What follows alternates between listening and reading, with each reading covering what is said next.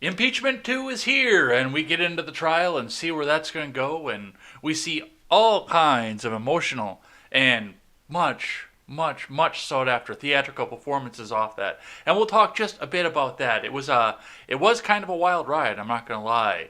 But I also promise the stuff they're trying to cram in while everyone's paying attention to the impeachment. The price tag dropped to keep the National Guard in D.C., and it's quite the shocker as we look into what's going on there. Senator Manchin is urging Biden to reverse his opposition to the Keystone XL pipeline. And in other news, a new app allows you to block 800 New York Times journalists to fight disinformation. It's going to be all that and more. I'm Jay Edgar, and this is Contemporary.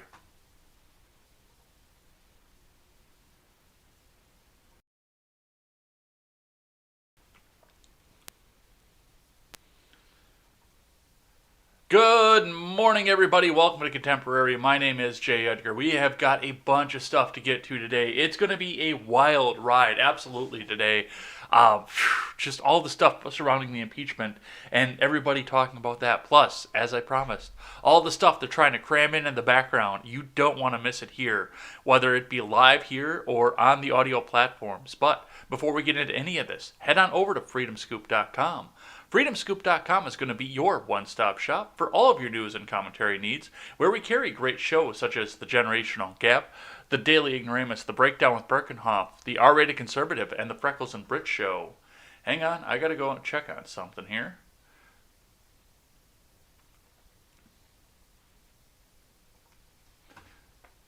Just do a little behind the scenes. Alright, just wanted to make sure. Alright, I thought maybe we were still going to Elaine's channel, but apparently we are not, which is good. So, anyway, head on over there, pick up some of our swag. Bookmark our page so you can pick up some of our swag and help us support great creators.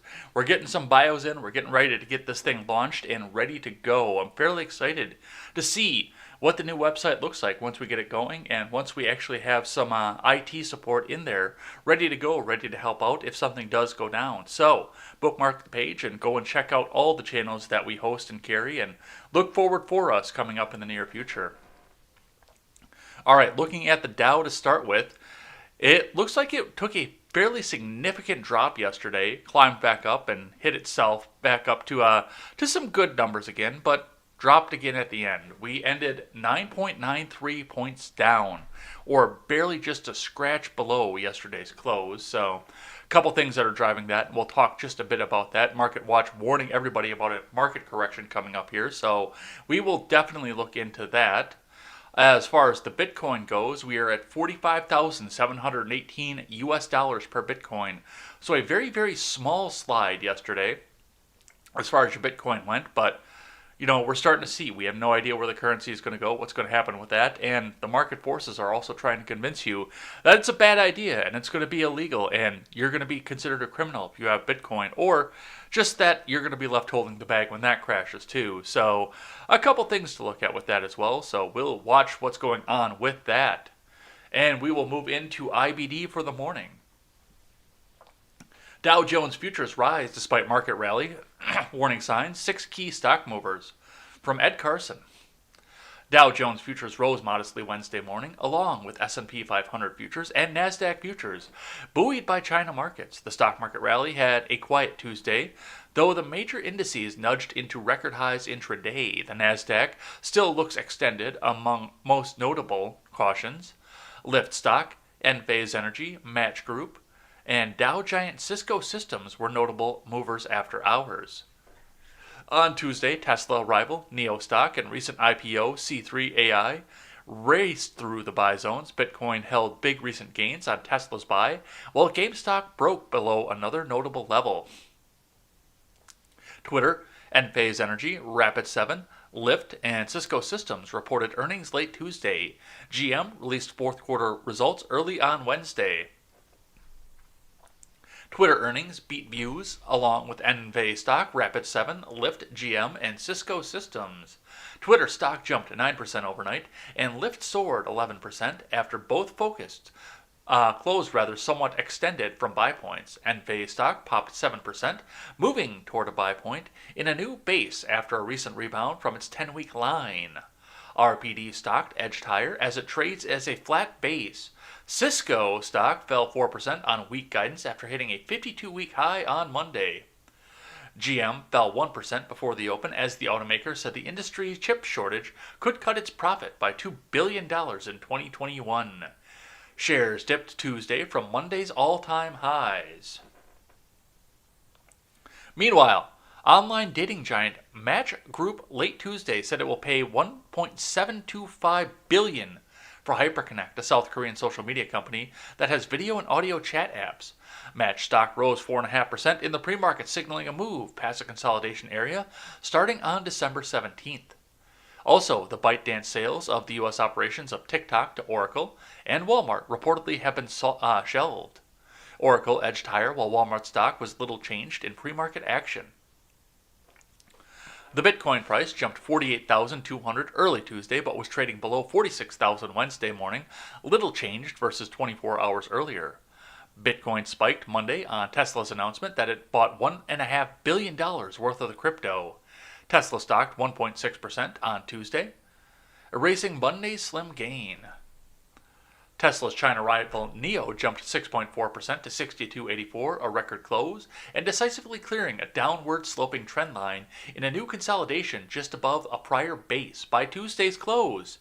NIO stock was slightly extended from that early entry, but could have a new buy point at 67.09. On Monday, NIO stock reclaimed a prior buy point and peaked out past the trend line.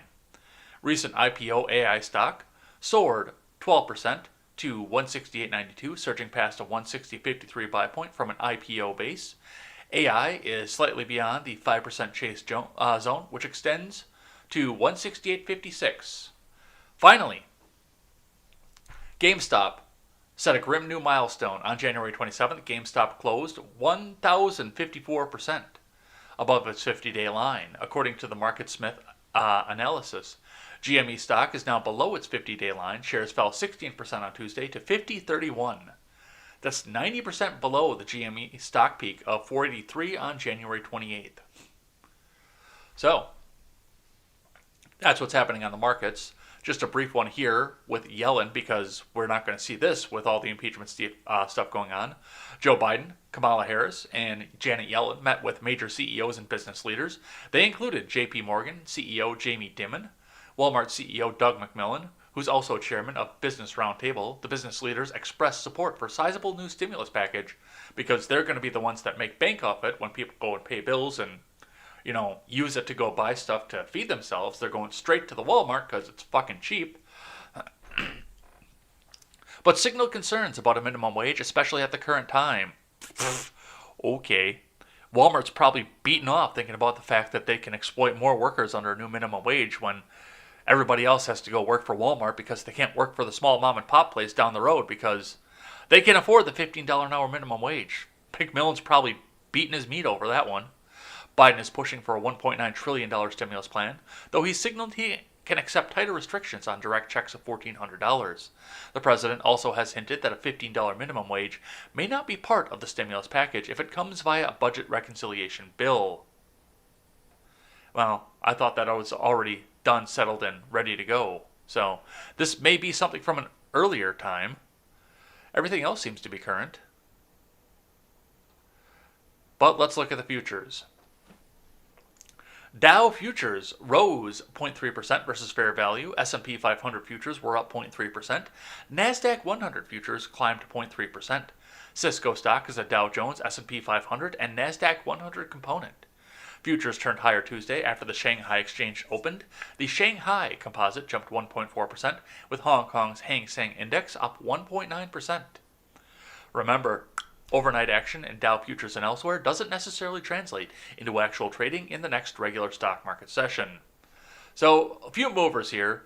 Looks like the futures wound up starting up, so we'll see what happens with that, and we will move on and see, because Market Watch is a little bit more wary of what's happening here. So let's see what they have to say.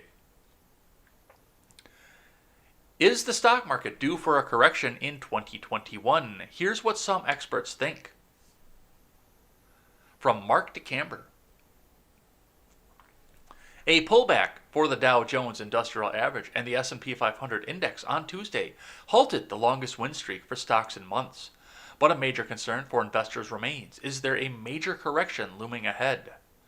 Even some bullish investors have called for a retrenchment in stocks as sort of a catharsis for the next leg higher and an unwind of some of the frenzied retail-inspired betting that has recently sent stocks to a fresh record amid the COVID-19 recovery. A brief pullback that began late January tied to the trading fervor around GameStop Corporation and AMC Entertainment Holdings saw markets test some short-term bullish trend lines. But recently, the markets have managed to claw back to produce not unspectacular returns in the early goings of the year, chock full of uncertainties. The Dow Jones Industrial Average is up 2.5%. So far in the year, the S&P 500 is enjoying a more pronounced gain of over 4%, while the Nasdaq Composite and Russell 2000 indices on Tuesday notched their 10th record closes in 2021 thus far. The year-to-date gains in the large-cap Nasdaq, up 8.7%, and the Russell 2000 up 16.4%, reflect an odd convergence of investor bets. Those wagering on further prosperity in COVID-tested large capitalization growth stocks that worked in the aftermath of the pandemic in the U.S. back in March alongside bets for a sizable rebound in small cap, economically sensitive stocks represented in the Russell. In either case, cautious investors and those worried about that the good time can't last forever are bracing for the next major slump for stocks and ruminating on how it might play out. Earlier this week, Morgan Stanley's Michael Wilson told CNBC during an interview that it was brief, so if you blink, you missed it, referring to the pullback in stocks in late January. Well, that also had something to do with GameStop. Keep that in mind. That looks like it was for now, and I mean, the markets are quite powerful at the moment, and they have been, Wilson said. There's tremendous liquidity. There's a very good and very understandable story behind the scenes, meaning we've got a strong economic recovery that's visible to everybody. The earnings season's been good so far, and people have bought into it, Morgan Stanley analyst said. He cautioned, however, that the market remains a bit of a fragile state and warned that leveraging swirling in the system could make pullbacks of 3% to 5% more of the norm. And he's absolutely right to think that, too. I mean, we've sat down and we saw one of the greatest economies out there, and it was building up on a little bit of a bubble, but it was a maintainable bubble, given the fact that the rhetoric coming out of the White House constantly was less taxes, fewer taxes, cut the taxes, slash the regulations, and that's what it was for 3 years. So it was believable that you could come back and see that, yes, this is going to turn out and be something that's sustainable for a little while. Now we're coming off on the fact that for the last year, people have not been able to go to work. Various states have kept their economy shut down, and various small businesses have not been able to keep up. There are small businesses that are shutting down right now. Adding to the fact as well that we're seeing tax hikes coming back up. The money's becoming less because there's $1.9 trillion of fresh printed money. What is it? Tim Pool keeps saying like 60% of the money supply has been printed in the last year. 60% of all the money in history, in the history of the Federal Reserve, has been printed in the last year. So your money's becoming worth less. I'm starting to see it. Like we talked about the McDonald's sandwich that just increased in price for the first time since I was in high school. Was the last time the McChicken has changed price. And I'm 36 years old. So we're seeing that. We're seeing your money become worth less and less and less. Taxes are going to get hiked, especially on small businesses coming to start off. So this bubble is going to pop. And both the Treasury Secretary and the White House themselves are not helping. Neither one of them are helping. Now, we are seeing some growth and some movement coming out of big city areas, and that's going to help with your home prices, especially in smaller town areas, because people figured out that they can work remotely. That is going to be a thing. But gas prices are going to go up. Your goods are going to get more expensive because the Keystone XL pipeline is shut down. Transport costs are going to go up because you need to pull trucks off of other supplies in order to get them to transport fuel for other trucks to go across the country hauling your stuff. So we're going to see a few things that are going to be quite damaging. to what's going on in this bubble. And I think maybe 8 to 10 is what we might see on the pullback, not 3 to 5. 3 to 5, I think, is the best case scenario at this point. Just looking at some of the ideas that are coming through. And we'll talk a bit about the pipeline, too, because Manchin decided that he needed to come up and talk about that as well. So let's get off the markets here, and let's talk about this impeachment, because that's what everybody else talked about yesterday. So today we are going to start with NPR, where they talk like this. And they are going to be the best one to talk about this because, well, first off, I love making fun of NPR. Don't get me wrong. But they like to see something like this here. So, the Senate declares that Trump's impeachment trial is constitutional. From Barbara Sprunt, make sure that once you get that stimulus, you give that nice big donation of all $1,400 back to NPR because they need your money. Because it can't be cheap to keep microphones and sound techs to make this kind of thing sound good. I'm lying, of course, because I'm running this right through a 3.5mm jack into a laptop without a soundboard. So that's how they do this here. Let's see what they have to say. The second impeachment trial of Donald Trump will move forward after the Senate voted Tuesday that the trial of a former president is constitutional. Trump was impeached by the House last month on a charge of inciting an insurrection at the U.S. Capitol on January 6th. The Senate vote on Tuesday was 56 to 44, with 6 Republicans joining all 50 members of the Democratic caucus. The Republicans who voted for the trial's constitutionality were Susan Collins, Bill Cassidy of Louisiana, we knew Collins was going to do it, Lisa Murkowski of Alaska, Mitt Romney, surprise, surprise, Ben Sasse of Nebraska, Pat Toomey of Pennsylvania. Apparently, the glowing review from Castor did not change Pat Toomey's mind. We'll talk a bit about that too, because I still have shudders thinking about that speech. Cassidy's vote is notable because he's the only senator to switch sides from an early procedural vote on the trial's constitutionality. The Louisiana Republican told Capitol Hill reporters that he thought Trump's legal team did a terrible job on Tuesday. They did. The trial will begin its next phase on Wednesday at noon Eastern Time. Each side, House impeachment managers, followed by Trump's defense team, will have up to 16 hours over 2 days to make its case for the conviction or acquittal. I'm surprised they're going to get this done in 2 days. I really am, because, you can't sell more commercials off of this. And what did we see? The Clinton trial, didn't that go for like 2 months? Of course, Donald himself does have the right to a speedy trial as a private citizen, so they can't sit back and stretch this out either. Here's a look at what happened on day 1. House impeachment managers began by showing members of the Senate a graphic video that walked through the events that took place on January 6th, including Trump's comment to supporters ahead of the riot that we will stop the steal, referencing his baseless claims of election fraud. The video documents the cascading events of the day, including Trump supporters erecting a makeshift gallows and a noose, breaching the Capitol, chanting "No Trump, no peace," and using American flags to break the building's windows, and a police officer screaming in pain as he was attacked. The film was a Michael Bay production. Interspersed through the disturbing footage were videos and tweets from Trump that day, including his comment to supporters to go home. "We love you. You're very special." After the video, the lead impeachment manager, Jamieskin, told senators that Trump's actions constitute high crimes and misdemeanors. "If that's not an impeachable offense, there's no such thing," Raskin said.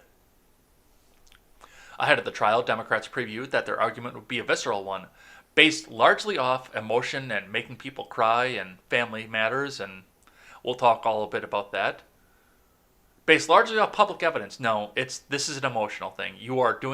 All you're doing with this is trying to appeal to emotions of people, so that when you don't get your 67 votes, you can come off and say, "See how evil and how unpersonable these people are. Vote every one of them out." The video set the tone for that strategy, immediately taking lawmakers who experienced the attack back to the events of that day. House managers also addressed the scholarly interpretations of the Constitution, arguing that there is a consensus among legal experts that a trial of a former president is in fact constitutional. I still have questions about that. I'm not going to lie. Raskin, a former constitutional law professor, dismissed claims that you can try a president only while the president is in office. It's still largely symbolic because the purpose of impeachment is to remove a sitting president for office so you can try him as a private citizen. If he's not in office, why are we going through with this impeachment bullshit? Throw an indictment at him through a grand jury, like you do with any other private citizen, and try him as a private citizen. He is a private citizen now. But my guess is they don't have anything to pin on him for this. They actually know they can't do this in a regular court of law. So they have to pull out this charade and show that they can do this right in the Senate. Their argument is that if you commit an impeachable offense in your last few weeks in office, you do it with constitutional impunity, he said. You get away with it. He called this the January exception to impeachment. No, you're about to be a private citizen, and you can be tried as a fucking private citizen. They have courts for that. You fucking idiot. Sorry. Democrats ended their arguments for the day on an emotional appeal from Raskin. He tearfully recounted his family's experience during the attack, in which he was separated from his 24-year-old daughter and son-in-law. They thought they were going to die. Yeah, we'll talk a bit about that as well. On the defense strategy, Trump's lawyers offered an at times rambling defense of the former president that was multi-pronged, that the trial itself is unconstitutional, that Trump's comments about the election are protected under the First Amendment, and that Trump was not responsible for inciting the mob that breached the Capitol. He wasn't. Bruce Castor, one of Trump's attorneys, delivered a meandering and long-winded opening argument saying that the effort to try Trump is partisan maneuver that could come back to haunt Democrats. It will. The Republicans might regain the House in 2 years, he said, alleging there would be pressure for the GOP to respond with further impeachments. Couldn't you see Bill Clinton being impeached again, or Jimmy Carter? Yeah, they're still guinea worms, so Jimmy Carter is still going to be alive at that time. The political pendulum will shift one day, Castor said, and partisan impeachments will become commonplace. Well, I hate to say it, but the founders actually kind of intended for that to happen. They wanted everybody to be impeached because they wanted people to hold their leadership accountable. Another Trump attorney, David Shane, spoke at length about constitutional issues, trying to make the case the Senate does not have the jurisdiction to try a private citizen Trump. Right. There's a grand jury for that, and a district court for that. But once again, I feel like this whole sham is because they know they don't have jack shit.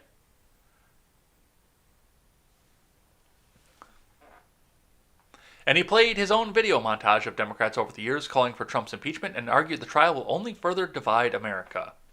So that was the first day on this.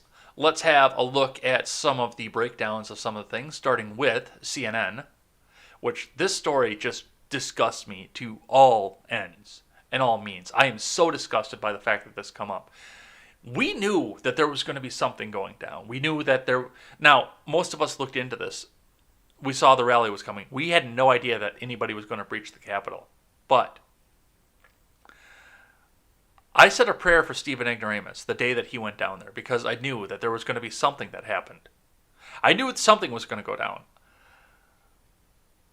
We had thousands of MAGA patriots, and we talked about it on the Red Net Show. We had thousands of MAGA patriots coming straight away from Georgia after voting, straight away from Georgia, going up to attend a rally.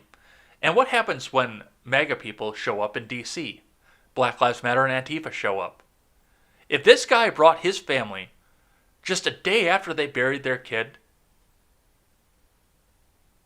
into D.C., this is on him. I'm sorry. You knew that there was going to be unrest, that people were pissed, and that Antifa was going to be in there egging people on top of it. Now, once again, we had no idea that the Capitol building was going to get breached. We had no idea that was going to happen, but we knew the streets were going to be shaky and shoddy. That's why all the National Guard was in there. That's why the police were ramped up. We knew this was going to happen. The hotels were canceling their reservations.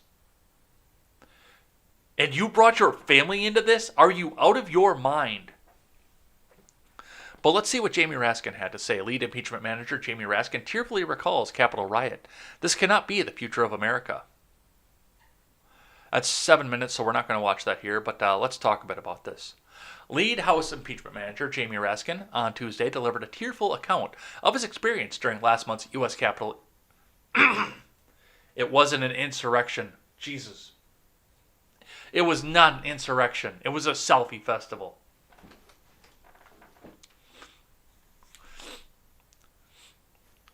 Delivered, charging that the deadly episode cannot be the future of America. Addressing lawmakers during former President Donald Trump's second impeachment trial, Raskin explained that his younger daughter Tabitha and son-in-law Hank, the husband of Raskin's oldest daughter, had accompanied him to Capitol Hill to witness the counting of the electoral votes on January 6th. That was your first problem right there. That was your first problem. I talked about going down to D.C. When I started to see the writing on the wall, I said, nope, I'm not going to do this. Because there's a good chance I'm not going to be coming home if I do this. You took their lives into your own hand when you decided to bring them into this, knowing full well that half of the country was pissed.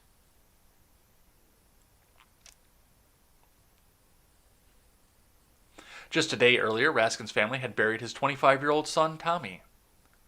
Raskin recalled that Tabitha and Hank had asked him if it would be safe, and he had told them, of course it should be safe, this is the Capitol. The Maryland Democrat then choked up as he talked about being separated from the pair as the pro-Trump mob reached the Capitol complex and spurred hours of chaos. I couldn't get out there to be with them in that office, and all around me people were calling their wives and their husbands, their loved ones, to say goodbye. Okay, AOC. Members of Congress, in the House anyway, were removing their congressional pins so they wouldn't be identified by the mob as they tried to escape the violence, Raskin recounted. Our new chaplain got up and said a prayer for us, and we were told to put our gas masks on, he continued, and then there would be a sound I would never forget, the sound of pounding on the door, like a battering ram, like the one that they did a couple of years ago during the Kavanaugh hearings. The most haunting sound I ever heard. I will never forget it. Yeah, imagine how Ruth felt.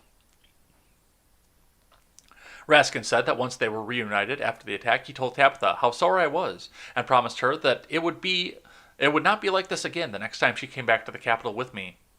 You know what she said? She said, Dad, I don't want to come back to the Capitol. Raskin said, choking up and wiping his eyes before taking a moment to collect himself.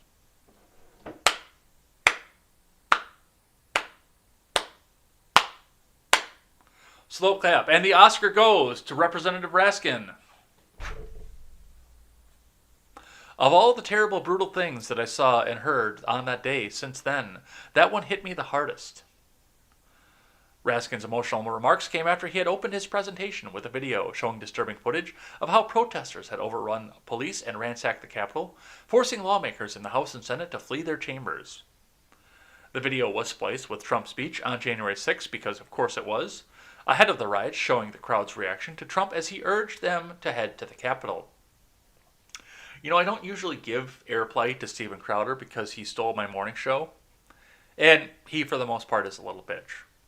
But I was listening, I'm probably still into the weekend, trying to catch up with podcasts from last week, and I listened to his Friday episode where he was talking about AOC and pointing out they actually had people run to see how far it was and how long it would take them to get to the Capitol from where Trump was giving his speech. And even the fastest runners in the world could not have run from the speech from when Trump was done talking to the Capitol. So that throws a big wrench into the idea of that he was the one that inspired the riot. Now, of course, yes, there were people out there that were ready to go and ready to see trouble. There absolutely were people out there, but as far as them listening to him and then running straight to the Capitol, no, that would be impossible. Because what was it? It was like a minute 22 seconds after he finished speaking that everything started happening at the Capitol. And he was like a mile away. So, do with that what you will. The Democrats' 13-minute video concluded with Trump's deleted tweet on January 6th saying that these are things and events that happen when a sacred landslide election victory is so unceremoniously and viciously stripped away. Raskin has tried his best to keep focused on the task in front of him since his son's death. Lawmakers and aides who have worked closely with Raskin say Tommy's memory has provided a kind of fuel for the congressman to keep going through hours-long prep sessions, votes, and floor debates. So he should be spending time with his family, and instead he's coming in and running a partisan impeachment. After Tommy's death, Raskin and his wife, Sarah Bloom Raskin, wrote a moving tribute to Tommy and the people he had inspired. Tommy was an anti-war activist, a badass autodidact moral philosopher, and a progressive humanist libertarian. He was not a progressive libertarian. And a passionate vegan, they said. In his 20s, Tommy suffered from a blindingly painful and merciless disease called depression. Raskin and his wife wrote, "He left us this farewell note on New Year's Eve day. Please forgive me my illness one today. Please look after each other, the animals, and the global poor. For me, all my love, Tommy."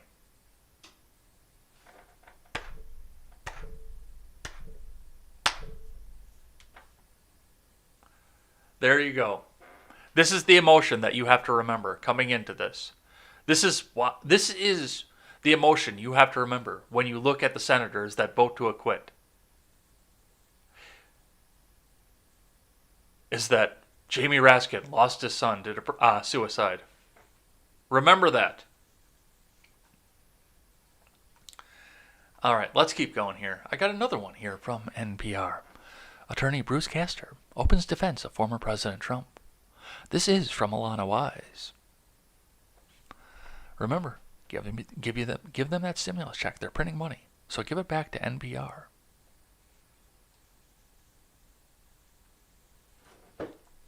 Bruce Castor, an attorney representing former President Trump in his second impeachment trial, opened Trump's defense with a long-winded, non-linear opening argument, claiming that the effort to try Trump was nothing more than an emotionally driven, partisan response to the January 6th storming of the Capitol. Fact check true. The political pendulum will shift one day, he said, and partisan impeachments will become commonplace. Castor, who's a former Montgomery County, Pennsylvania district attorney, spent much of the early part of his defense swaying between personal anecdotes and showering praise on the Senate as a body of extraordinary and gallant people. Boy, I sure hope that my mom's not watching this with my nephew and niece right now, because I'm about to say something that I'm sure my sister doesn't want them to hear. And that is simple. That is the fact that if Bruce Castor got the Senate's collective dick any further down his throat in that speech, and I listened to about half of it, it would be coming back out of his ass.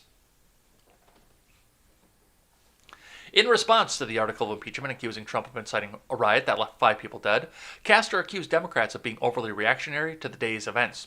No, they're not being overly reactionary. The problem is they were going to impeach on something. They had to throw one more impeachment at him. They've been talking about it since the first impeachment. They had to throw one more impeachment at him before he got out of office. They were going to do it on the phone call. They were going to do it on the riot. They were going to do it on some speech. They were going to do it on the fact that he was on Twitter saying the election was stolen. Except everything was above board completely, Susan. Wink, wink, honk, honk. They were going to do it. They just didn't know what the charge was going to be yet.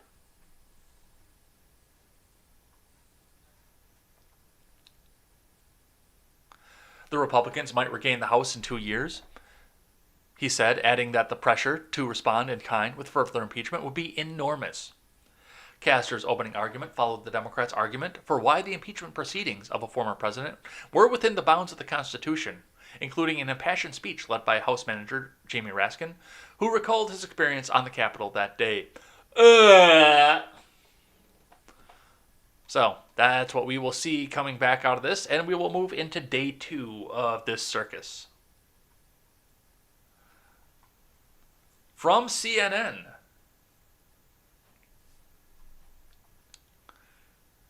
Trump unhappy with his impeachment attorney's performance, sources say, from Caitlin Collins.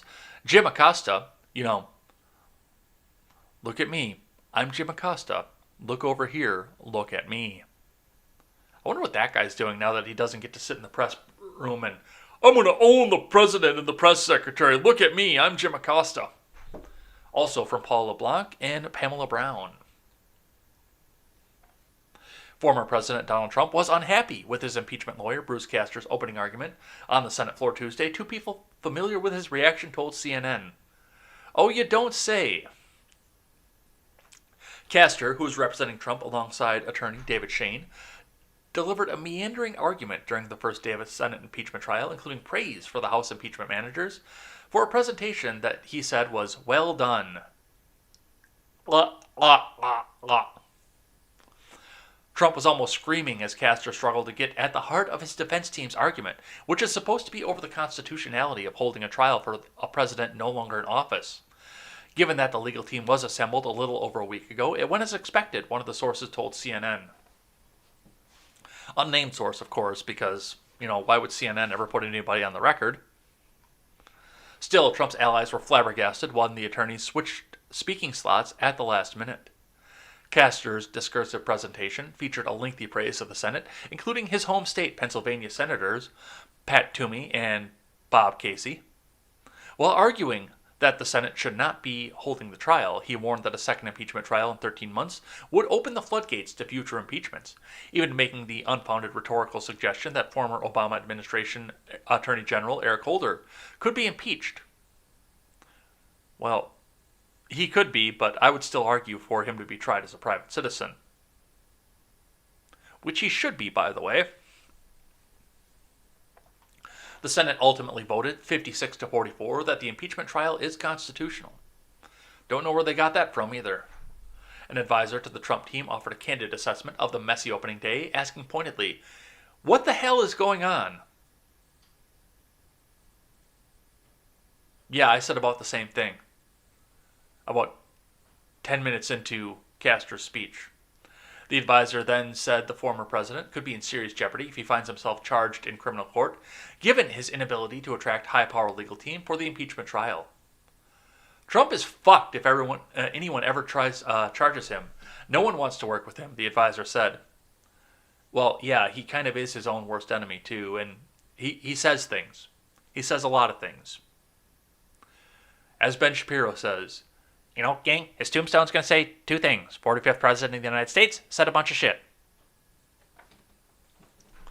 Shane was supposed to present first, not Castor. Two people familiar with the plan told CNN. But Castor told the Senate that Trump's legal team changed what we were going to do on account that we thought the House manager's presentation was well done. After Castor yielded to Shane, the tone of the defense team changed starkly. Shane charged that Democrats were using impeachment as a political blood sport to try and keep Trump from running for office again. I can't imagine why. That has got to be the most self-hatred you could put yourself through. Go through with the term that Trump had, and then want to go and do it again. Especially when he owns a private golf course that he never has to leave and has a supermodel wife. And is 74 years old. I wouldn't go through that again. I'm sorry. I love this country, but not that much. I would not go through that a second time.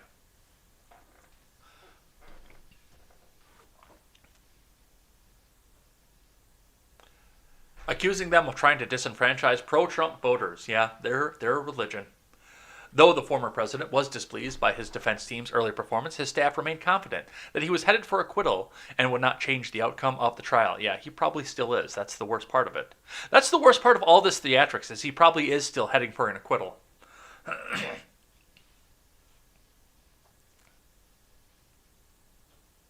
So, yeah, if I was him, I would be pissed too. I absolutely would. Let's keep going. We got to keep going through this. This is an opinion piece from The Hill. From Elizabeth Holtzman, an opinion contributor. Senate Republicans could unite the nation by convicting Donald Trump. Unite the nation by disenfranchising half the country. 75 million people, and just doing what we say. We're not going to spend a lot of time on this. With Donald Trump's impeachment trial about to start, it appears unlikely that many Senate Republicans will vote to convict him. 45 out of 50 of them recently voted to support the erroneous claim that the Senate cannot try a former president. They heard only from one professor who argued at a GOP Senate luncheon against trying a president who was already out of office, but who previously took the opposite position. Senate Republicans did not hear from the other side, but most scholars who have studied the question believe that the Senate can legally try Trump. After all, the Senate previously tried a former official. Trump was still in office when the House impeached him for the second time, and the Constitution gives Senate the power to try all impeachments with no time limits specified. The history of the impeachment clause, which is based on both British and American colonial practice, supports that conclusion. While the Constitution was being written, Parliament was conducting an impeachment trial of a former Governor General of India. Thomas Jefferson was impeached and then acquitted for his actions as Virginia's governor after he left that office. Since a two-thirds vote is required to convict, and Democrats make up only half the Senate, it is Senate Republicans who will decide the trial's outcome. Although many of them may want to avoid voting to convict Trump, they cannot escape their responsibility. Their votes stand between the rule of law and the diminishment of our democracy. And once again, as I said at the top of the show, there is a reason they're going this route and not putting him up in front of a grand jury and doing this as a private citizen, because I don't think they can get anything to stick. So all this is now is a political floor show to once again keep Trump in the news. But there we are. The way you unite the country is by doing what we say. So, we will see what happens with that. And what happens, well, I'm sure a lot of us will be watching this as we move along. From NBC4 out of Washington, D.C. Congresswoman wants to ensure impeachment trial security fence is temporary. From Shomari Stone. Fences topped with sharp razor wire surrounded the Capitol during former President Donald Trump's second impeachment trial. It's a safety measure that followed the Capitol riot on January 6th, and the local representative wants to make sure it's a temporary one. Residents, too, say they were disappointed at the distance between them and the symbol of American democracy. Have you seen the military compound outside the White House right now? It's really sad. I miss being up there, Reagan Gray, D.C. resident, said. There is like a sense of tranquility to be up near the people's house, in the evenings, and you think, you can't do that right now. The acting U.S. Capitol Police Chief has called for permanent fencing, but Congresswoman Eleanor Holmes Norton said she would introduce a bill in a few days to make it temporary. My bill, banning permanent fencing, will help put the needed focus back on security options that don't wall off the Capitol like a fortress that needs to be protected from the people we represent, Norton said in a written statement. I am curious to see where this goes and what happens with this. First off, if walls really do work, I've got to question that, because, these are the people who said for years that walls don't work and why are we trying to build a wall, and now there's a wall around the Capitol complex. So there's that, and whether or not this all comes back down at the end, or whether it stays up forever. So we'll see what happens with that. Speaking of the security around Capitol. From Fox Business, price tag surges to keep National Guard in D.C., now estimated at $483 million taxpayer dollars. From Sam Dorman.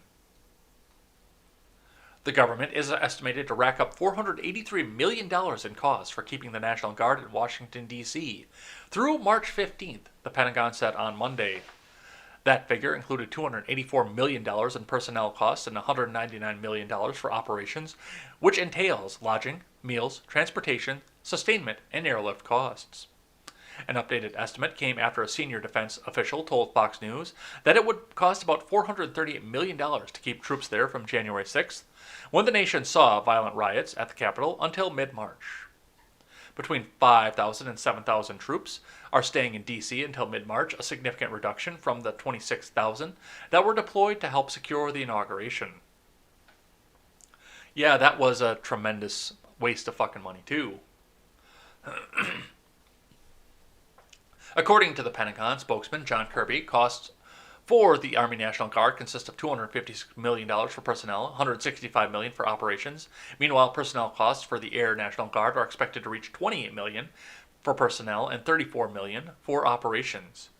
Acting Army Secretary John E. Whitley said at the end of last month that the Guard had received requests for follow-on assistance from the U.S. Secret Service and other law enforcement entities in D.C. National Guard members will be postured to meet the requirements of the supported civil authorities, up to and including protective equipment and arming if necessary, Whitley said at the time. Yes, this is a free and fair republic that requires an army to go back and protect its capital. Don't you feel free and fair? Don't you feel that you can go back and redress your grievances with the National Guard pointing a rifle back at you and fencing around the place where you would redress your grievances? Don't you feel free?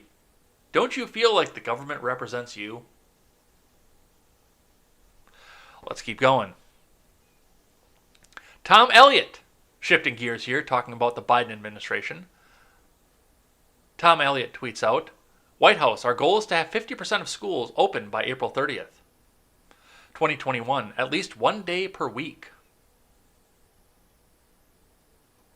Goal of opening up schools swiftly and safely. Could you help us understand what the White House is, or what the president's definition of open schools is? Does it mean teachers in classroom teaching, students in classroom, or does it just mean kids in classroom with a remote screen? Help us understand. Sure. His goal that he set is to have the majority of schools, so more than 50%, open by day 100 of his presidency. And that means some teaching in classrooms. So at least 1 day a week. Hopefully it's more. And obviously it is as much as is safe in each school and local district. When you say some teaching, you didn't use the same majority qualifier there. You just have to have some teaching in school, some teachers in school, not the majority of teachers in school and the majority of classrooms. Well, teaching at least 1 day a week in the majority of schools by day 100. Okay, and that's in-person teaching? In-person teaching, yes. Okay, thank you. There's the workaround, and the government giving you the reach around for your tax dollars as well. Your school is considered open if they have in-person instruction 1 day per week. Well, that sure got a lot easier to try and accomplish. They got to lower the bar for Biden. Now, if Trump had made the same thing, and this is always the thing, switch the parties.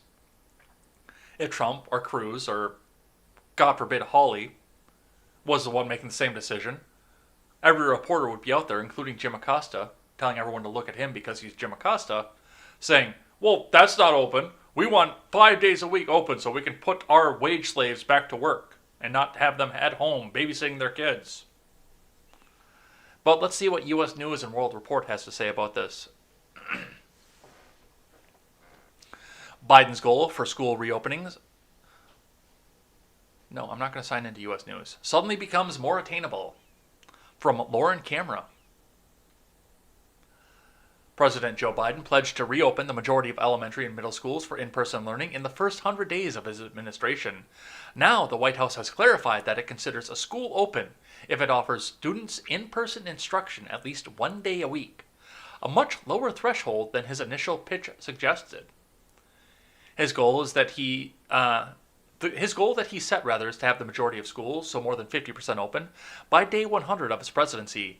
Jen Psaki said Tuesday during the daily press briefing.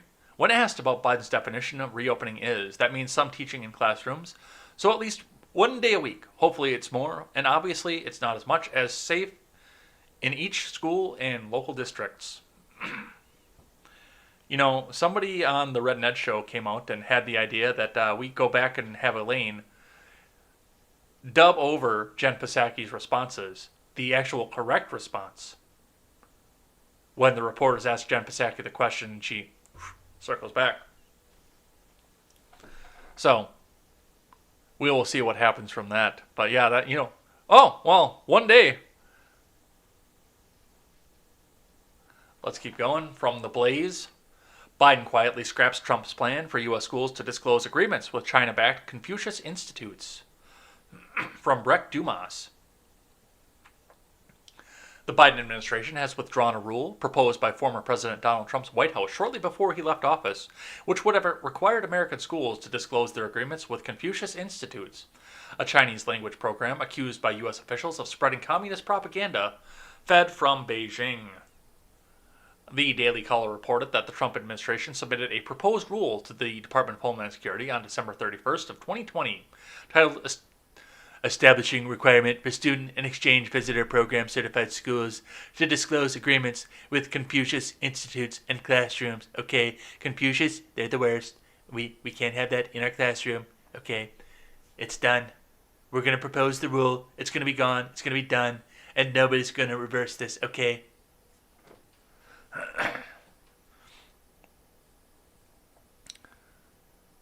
Biden quietly withdraws Trump admin proposal to require U.S. schools to disclose their relationship with Confucius Institutes, tweets out Chuck Ross, in the midst of while everybody else was paying attention to the impeachment.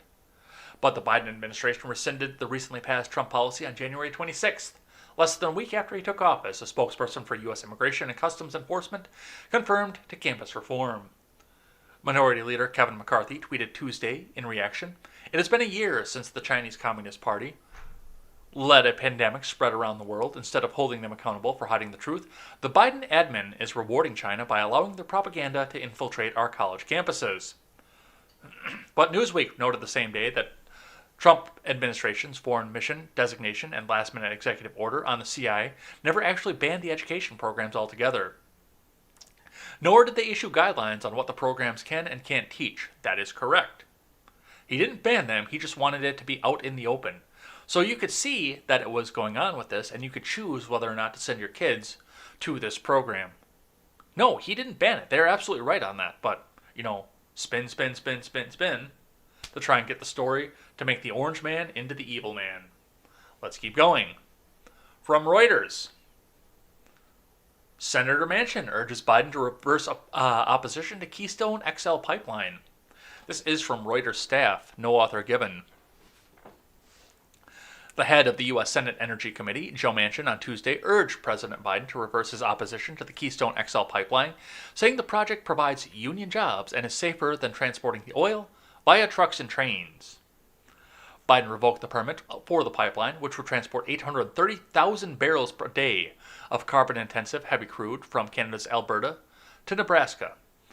It was part of a flurry of Biden executive orders aimed at curbing climate change. Meanwhile, putting all the stuff in a truck that gives off emissions and making climate change worse. In a letter to fellow Democrat Biden, the West Virginia senator said that even without the pipeline, the oil would still find its way to the U.S. by rail and truck, and pointed to U.S. data showing those methods result in more spills than the pipelines. Pipelines continue to be the safest mode to transport our oil and natural gas resources, and they support thousands of high-paying American union jobs, Manchin said. Opponents of TC Energy Corps' pipeline projects say building such infrastructure would lock in decades of dependence on oil, making it harder to transition to clean energy. Why don't you make clean energy better? So it's more competitive and cheaper. Then maybe people will try to get more clean energy. Manchin said he supports reasonable energy infrastructure development, including the Mountain Valley Pipeline, which would take natural gas from Manchin State to Virginia. That project, led by Equitrans Midstream Group, is one of several pipelines that have been delayed by regulatory and legal fights with states and environmental groups. 14 attorneys general, led by Austin Knudsen of oil-producing Montana, also urged Biden in a separate letter to reverse his decision on the Keystone permit. Manchin's support for big pipelines underscores the difficulty that the Biden could have moving wide-ranging climate legislation through Congress, given Democrats only have the slimmest possible majority in the Senate. Well, we'll see what happens off of that. Maybe he'll reverse his decision. Maybe he'll do something for union workers for once in his miserable career. From Fox, Texas judge extends suspension of Biden deportation moratorium plan. From Brooks Singman and David Spunt. A federal judge in Texas extended the suspension of President Biden's 100-day moratorium on deportation through February 23rd. U.S. District Court Judge True Tipton in the Southern District of Texas extended his suspension of the White House's deportation moratorium for 14 days, which the judge says will give parties more time to provide more fulsome record to assist the court in adjudicating Texas's motion for a preliminary injunction. The judge also cites the irreparable harm that would accrue to Texas if an extension was not granted. The order did state, though, that the Biden administration argued that the 100-day pause on removals is necessary to allow them to take account important immigration, foreign policy, and humanitarian considerations. The court may ultimately be persuaded by the defendants' arguments, but any harm they might incur between now and then does not outweigh the potential for irreparable harm to Texas, Tipton wrote. So, and this is just a bit of a tit for tat here, and I'm not sure who actually would have jurisdiction on this. Now, nationally, of course, the Biden administration would have the jurisdiction on this. And I've stated before that I'm okay with having the 100-day moratorium until everyone gets settled into their offices and we figure out that there's not some vigilante that's just going to do stupid shit and everybody's vetted and ready to go. Now, the moratorium doesn't extend to criminals. Well, technically every illegal immigrant is a criminal, but the violent felons, the rapists, the murderers, or people who leave on their own volition or don't try to fight it for anything. There are a lot of exceptions to this, but the people who are over here that are trying to scrape out a living, possibly looking for a path to citizenship, they've got 100 days to get their shit together, while the department has 100 days to get its shit together. Which, give them a chance to get their shit together. Make them legal. So that they don't have to sit back and worry. But of course, the Biden administration has no interest in making more people legal. They want more people to be illegal so they can come out and have slave labor for their big corporate buddies. But regardless, that's my tip to the people who are waiting the 100 days. Who are awaiting the 100 days until the evictions start up again. Contact your Department of State in your country, your home country. Get your documentation ready. Try and get yourself legal in that time. So the big corporations can't fucking abuse you. Try and get yourself legal at that time. You're here. Do what you can. You've been given this golden opportunity to try and make it right with the country that you're illegally in. To try and make things square. Don't waste it. Let's keep going. From the Daily Wire. More Americans killed by coronavirus in 20 days under Biden than died in Vietnam War. Media grilled Trump over the same milestone. From Ryan Saavedra. More Americans have died from the coronavirus pandemic in the first 20 days of the administration of the Democratic President Joe Biden than died in the Vietnam War. A grim milestone that the left-wing journalist pounced on to attack then-President Donald Trump when he hit the same mark at the end of April of 2020. Yeah, even if it's going against Biden, I'm still going to need a citation on that because I don't believe your numbers. I do not. A coronavirus death tracker for the Biden administration that is updated daily by the Washington Free Beacon. 60,178 Americans have died from the coronavirus under Biden's watch. Oh, that's all Trump's fault, okay? Mismanagement and this and that and evil and orange.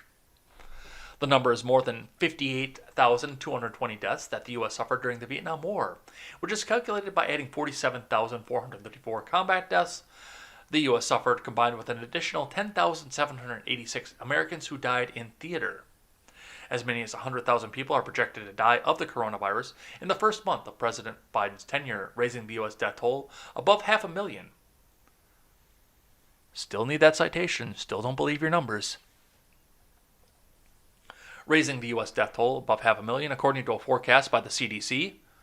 U.S. News and World Report reported, CDC Director Dr. Rochelle Walensky said Wednesday during a White House coronavirus response team briefing that the death toll from COVID-19 is forecast to reach between 479,000 to 514,000 people by February 20th, a month after Inauguration Day. I don't believe your numbers. I still don't believe your numbers. Still don't. I will hold the consistent stance on this. I need to see, because hospitals are still getting extra money for every death they can attribute to COVID-19. They're still getting extra government money, and they love money. So no, forgive me if I don't believe your numbers.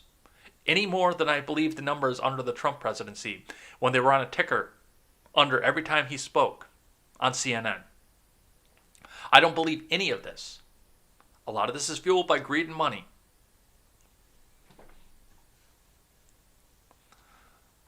So we'll see what happens with that. From Reuters, once again. And I caught this right before I went live, so I'm actually glad I looked at Twitter right before I hit the live button. Biden admin plans to continue to seek extradition of WikiLeaks Assange official. From Mark Hosenball. President Joe Biden's administration plans to continue to seek to extradite WikiLeaks founder Julian Assange from the UK to the US to face hacking conspiracy charges, the US Justice Department said. Justice Department spokesman Mark Raimondi on Tuesday said the U.S. government will continue to challenge a British judge's ruling last month that Assange should not be extradited to the U.S. because of the risk that he would commit suicide. In a January 4th ruling, the judge, Vanessa Baraitser, said, I find that the mental condition of Mr. Assange is such that it would be oppressive to extradite him to the U.S. The British judge set Friday as a deadline for the U.S. to appeal her ruling forbidding Assange's extradition. Raimondi said the U.S. will challenge Baraitser's ruling. That's a hard one to keep reading back and forth. We continue to seek his extradition. WikiLeaks drew fury from the U.S. government after publishing thousands of pages of once secret reports and documents generated by the American military and intelligence agencies including detailed descriptions of CIA hacking capabilities. WikiLeaks also published emails hacked from Democrat Hillary Clinton's 2016 campaign and a key advisor, which Clinton and some of her supporters say was a factor in her election defeat to Republican Donald Trump. Well, there's too much secrecy in the government anyway, so let him be a whistleblower. I mean, Charmello was a hero, according to you guys. And Reality Winner was a hero according to you guys. And Chelsea Manning is a hero according to you guys. So why is it a whistleblower is a hero when they fit your political needs, but when they go against your political messiah, which unfortunately Hillary was to a lot of these people, then he's a villain? I don't understand. I don't understand the inconsistency here. And they should have fucking pardoned him. Trump should have pardoned Assange. All right, let's keep going. From The Hill. Man charged in Capitol riot says he worked for the FBI, holds top secret security clearance. From Jordan Williams.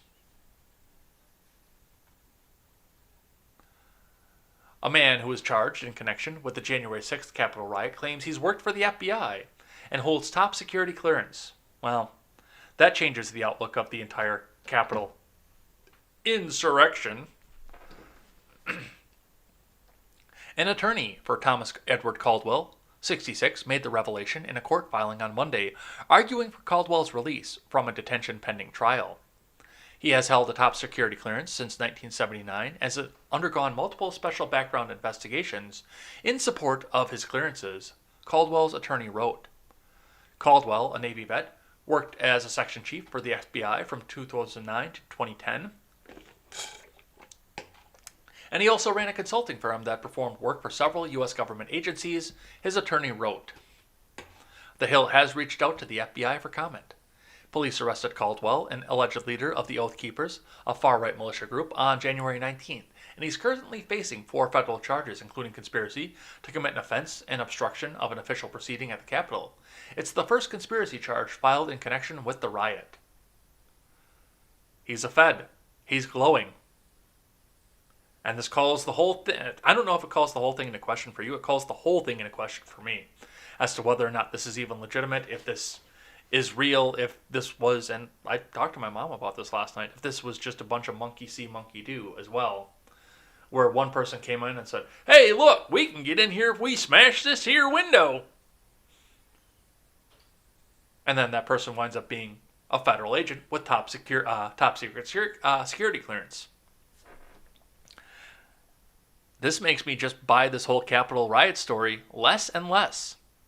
Now, yes, I know that people were in there storming the Capitol who were actual Trump supporters. Vincent James is probably fucked at this point. He probably is. Because he was down at the front line, beating on the door, trying to get in. But if he was led there by somebody who was from the FBI, then we have to come back and think about this whole thing once again. Let's keep going. Got just a few more here, then we'll do something I'm thankful for and head on out of here. From CBS Los Angeles, OC man tests positive for COVID-19 weeks after getting second vaccine dose. Yeah, still not getting it. From CBS LA staff. Monday marked 3 weeks since a Lake Forest man received his second dose of the Pfizer COVID-19 vaccine, and 1 day since he got a positive COVID-19 test result. Yesterday, I got a call from the Orange County Health Department. Gary Michael said, they told me that yes, I'm positive with coronavirus, and they went through my symptoms and the precautions of what I should do as far as quarantine. Michael was tested for the virus when he went to Mission Hospital in Mission Viejo on Saturday for an unrelated health issue. You might be surprised by this man's story, this patient's story. I'm not. And it's not the first one I've heard of, Dr. Terso Del Junco Jr., Chief Medical Officer of KPC Health, said. I think I've heard of 6 or 7 independent cases over the last 3 weeks of individuals that have been vaccinated with different timelines that have tested positive, and I think we're going to continue to see that more and more. So what's the fucking point of getting it? Why? Why would I go and get this if it's not going to protect me from anything? Why are you so adamant about everybody getting it at this point if it's not going to protect me from anything? Why am I paying this kind of money to go and get something like this if it's not going to protect me from a goddamn thing? Answer me those questions, please. But of course they have no answer. It's just shut the fuck up and get in line. Normally I don't use the Washington Examiner because they're not green check verified, but this headline was just too funny not to share. From the Washington Examiner. New app allows users to block 800 New York Times journalists on Twitter to fight against disinformation. From Emma Colton.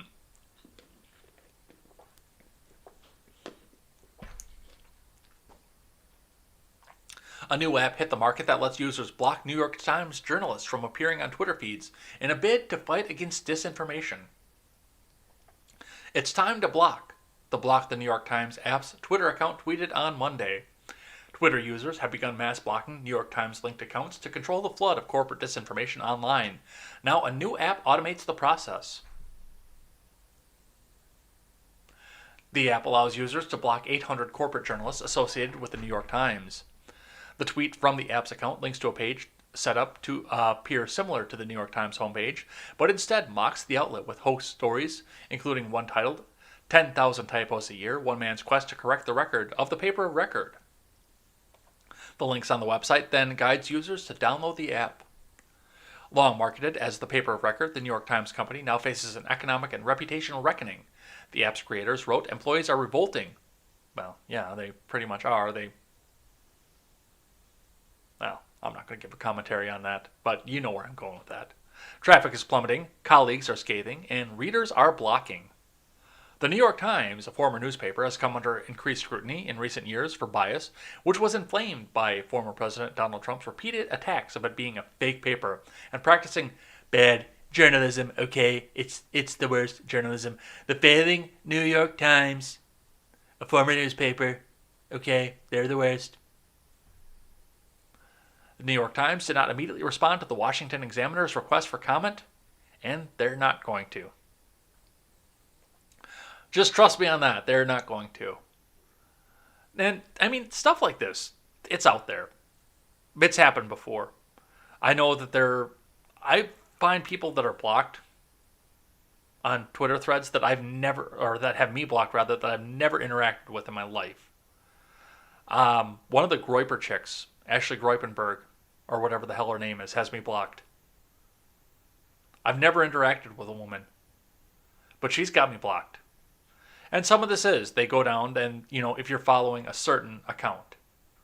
And I think a lot of it surrounds with Freckled Liberty, too, because she gets in so many fights with so many people. They get the app, and anybody who's following Freckled Liberty is suddenly blocked as soon as they hit the app button. So, I mean, these things exist, but this is the first time it's been turned against the New York Times, a former newspaper. So, I thought that was entertaining. Let's talk a bit about Arizona. Chairwoman Kelly Ward on Newsmax to discuss yesterday's AZ State Senate vote on the resolution to hold the Maricopa County BOS in contempt. The resolution failed when one Republican Senator, Boyer, defected and voted with Democrats. Let's listen. Ward is the chair of the Arizona Republican Party and is leading the effort for this audit. And we also welcome in our panelists of the day. We have Melanie Burkholder, California Assembly candidate and former Secret Service agent, and also Winsome Earl Sears, a U.S. Marine and former chair of Black Americans to re-elect Trump. Great to see you ladies today. Let's go back to the subpoena, if you don't mind, because there was yesterday a vote, and we'll bring everyone up to speed, to hold the Senate in contempt for failing to turn over documents that failed. So, Kelly, what's the latest on this effort of yours to ensure election integrity and figure out what went wrong? Right. Well, we are never going to stop looking for what happened in 2020. We are going to expose any irregularities, mistakes, or fraud that happened. Thank goodness we've got a lot of strong Republicans in the state Senate and in the state House as well, who understand the role of the legislature is to investigate so that they can create election laws that don't ever allow anything like what happened in 2020 to happen again. Yesterday we had a vote. One Republican defected. That Republican was actually censured by his legislative district last night unanimously. And so we're looking for different pathways to assure that the Board of Supervisors complies. Now, in open court, they have agreed again and again and again to comply with the complete subpoena, to give the ballot images, the machines, the whole kit and caboodle. But every time the court case ends, they renege, they back off, and they lie. It makes them look guilty. So clearly, there's some division here, even within the GOP party in Arizona right now, as you mentioned, that one state senator deciding to vote the other way. But I want to ask you, Kelly, and just push back a little bit, because, critics would argue, saying that there have been several audits here. The case is closed. What do you say to that? I say that's a bunch of baloney. In Biden language, a bunch of malarkey. The audits that have been done before have been... All right, so they're going back. They're trying to audit this after the fact at this point. We all know what's going on with this here. Now, I defer back to what I say about Liz Cheney on the same thing. As far as holding the entire Senate in contempt for this, I don't think is a feasible way to do this. I don't think that that Dr. Ward is right on this one at all. But it does appear that Senator Boyer has been censured by his district for not representing his district as well. So that's the proper course of action. And if they want to look to another investigation, then that's on them to do so. So I'm interested to see if they do wind up getting an investigation into this and then seeing what they come up with. But they are definitely trying. So we'll see what happens from that. Let's read from the New York Post.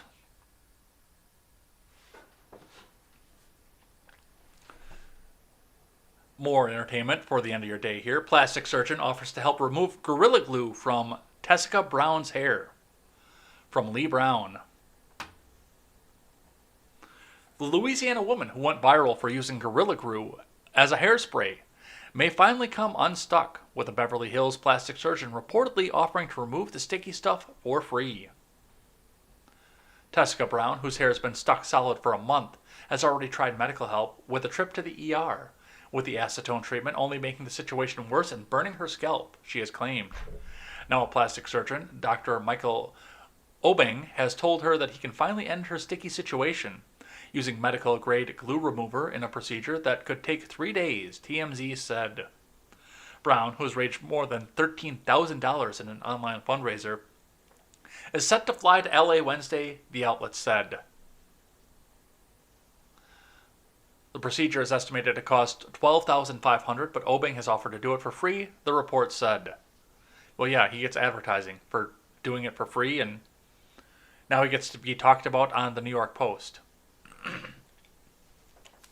Brown went viral when she revealed on TikTok how her hair had been stuck solid for a month after she used the extra strong super glue after running out of her usual hair product. Bad, bad, bad idea, she said in the original clip, which has been seen more than 20 million times by Tuesday morning.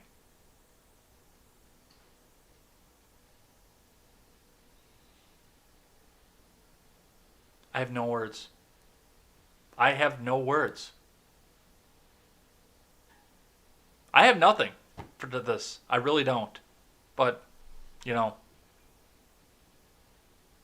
I mean, if the doctor's going to do it for charity, that's good on him, and that is free advertising for him. I'll give him that. But I have no words. Why? Why would you use Gorilla Glue on your hair?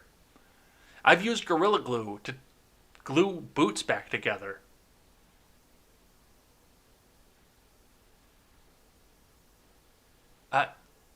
No, I can't. All right, from CNN. Give that a second to think.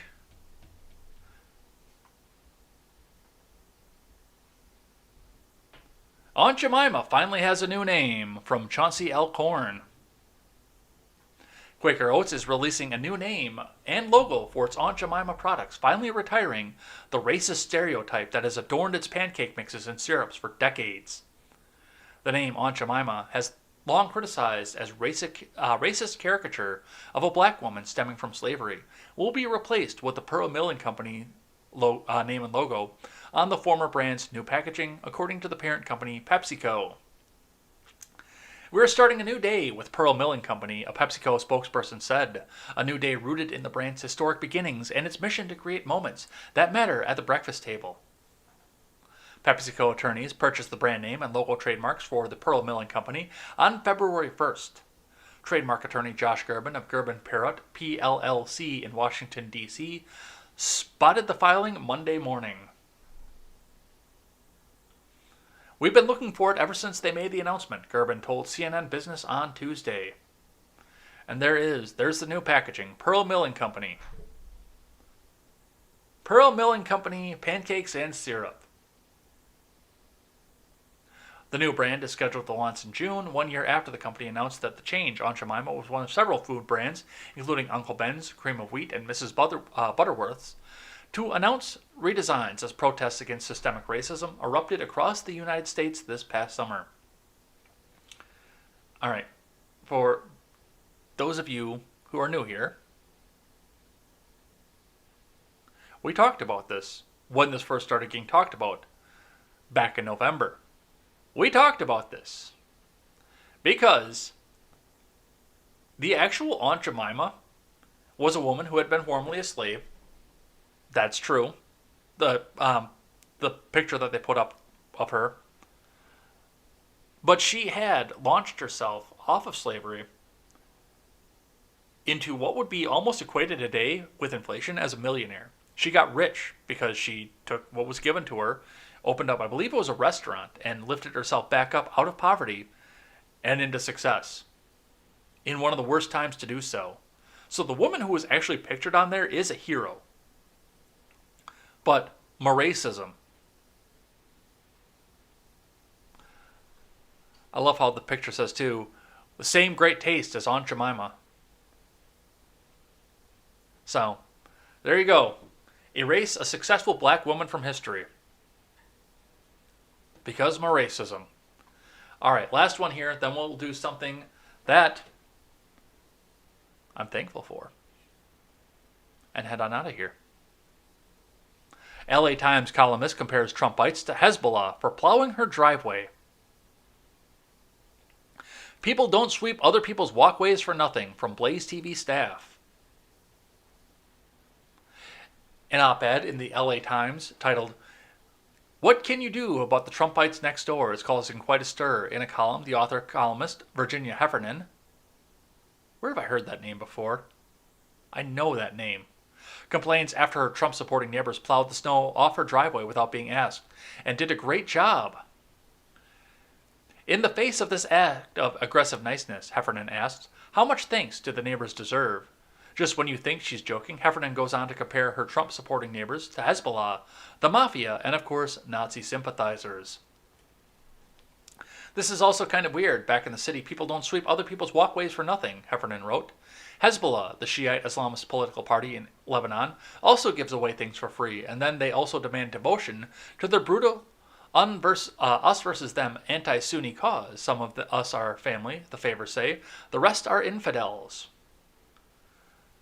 She continued writing, what do What do we do about the Trumpites around us, like Representative Alexandria Ocasio-Cortez, the Honorable Venerable D. Twitch, who spoke eloquently this week about her terrifying experience during the insurrection at the Capitol on January 6th? Americans are expected to forgive and forget before we're even stitched up our wounds or gotten our vaccines against the pandemic that the former president utterly failed to mitigate.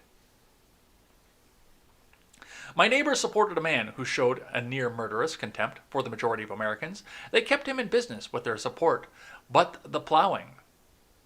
On the radio program this week, Glenn Beck reacted to Heffernan's op-ed and offered some really helpful advice he said he'd recently received. If you're getting this upset at your friends and family, neighbors, just stop. Instead of only tolerating the other side, maybe try to understand them. You may find more common ground than you think. And no, we're not going to watch Glenn Beck's video because I can't stand Glenn Beck. I like the aggregation that he does with news stories on his website, but I can't stand Glenn Beck himself, so I don't want to listen to him. All right, and that is going to be it for the day for the news. And the last thing we do on Wednesday is something that I'm thankful for, because we got to start off, end the day with something good after reading all the stupidity here. So those of you who are watching back at home on the audio platform, you're not going to be able to see this. And on the Instagram, you're actually not going to be able to see this either, just because of the angle of where my phone is sitting. But those are the rest of you sitting here on the webcam. You see I have a picture.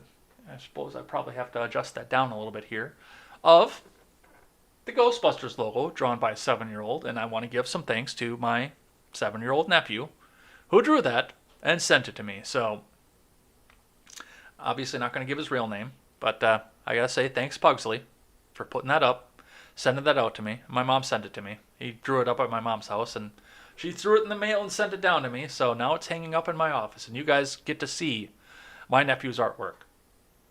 My mom said if I do this, he's probably going to send me more stuff, so there might be more stuff up on the wall too, so we'll see what happens from that. But thank you for that, and thank you for my sister for having the kids, because that took the pressure off of me too. Now my parents can still have grandchildren, but I can still wait, and, well, we won't get into my personal life. But from that, we were going to head on out of here, and we will be back here tomorrow with more contemporary, probably more impeachment stuff, probably more stupidity, and probably more of the stuff they're trying to cram in while you're sitting and watching the impeachment. So look forward to that. Look forward to the headlines and see what we've got. Look forward to seeing you guys. And once again, as always, if you're just lurking, make sure you get that last-minute message in the chat, so we can get your name read at the end of the week and give thanks to all you guys. I saw some new names in the chat today, so thank you guys for coming and hanging out. We will see you tomorrow for more Contemporary. Until then, I'm Jay Edgar, and this is Contemporary.